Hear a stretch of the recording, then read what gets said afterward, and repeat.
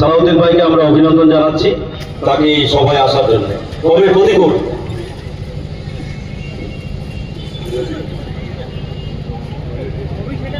আসসালামু আলাইকুম। আজকে বাংলাব্যাপী আন্দোলন দেখছেন।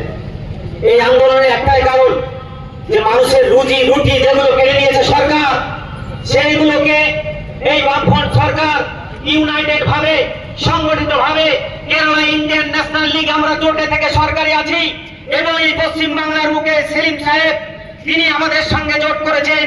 এই জোটে বার্তা নিয়েছেন এই বাংলার শাসক যে শাসক লুট সন্ত্রাস খুনি সমস্ত কিছুর রাজ কায়েম করেছে, সেই কায়েমকে প্রতিহত করার জন্য এই বাংলায় আইনের সঙ্গে জোট, শুধু আইনের নয় সমস্ত দল মত আদর্শের মানুষকে নিয়ে এই গ্রাম বাংলায় সিপিআইএম দল মত ইউনাইটেড ভাবে চলার প্রতিশ্রুতি নিয়ে এগিয়ে যাচ্ছে।